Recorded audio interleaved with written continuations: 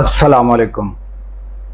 आज जो सबसे बड़ी डेवलपमेंट हुई है उसके बारे में मेरा आपसे ये सवाल है कि मियां शहबाज शरीफ वज़ीर आज़म उन्होंने ख़ुद पीटीआई को पेशकश कर दी है मुज़ाकरात की, और फिर वो डेस्कों पर चल कर गए हैं और एक एक से हाथ मिलाया है। तो ये तब्दीली अचानक किस तरह आई है और आप इसको किस तरह देखते हैं, ये ज़रा बताइए। जी वालेकुम सलाम। ये तो मैं अपनी तरफ से कुछ कहने से कबल आपने तकरीबन जो पाकिस्तान के नामवर एंकर हैं उनकी तरफ से भी तज्ज़िये वगैरह जो हैं वो जो सामने आए हैं, वो मैं ये बताना चाहता हूँ कि जो अमरीकी ईवान नुमाइंदगान हैं उनकी तरफ से जो है वो जो अमरीका के ईवान में एक जो तहरीक पेश की गई है और वो तकरीबन 80% लोगों ने उसे जो है वो वोट किया है और 6 ने मुखालफत की है। और उसमें यही बताया गया है कि पाकिस्तान का जो इलेक्शन जो हुआ है उसमें जो है बहुत सी बेकायदगियाँ हुई हैं।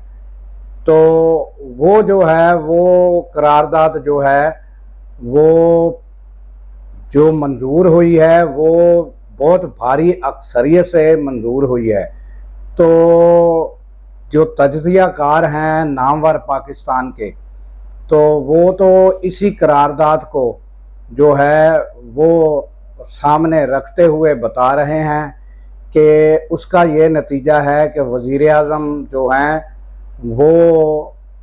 हैं वो शायद ये साबित करना चाह रहे हैं कि हम जो हैं हम तो पेशकश भी तहरीक इंसाफ को कर रहे हैं और हम तो कोशिश भी कर रहे हैं और हम जो हैं वो यानी कि इस सिलसिले में तहकीकात के लिए और हर तरह हम तैयार हैं।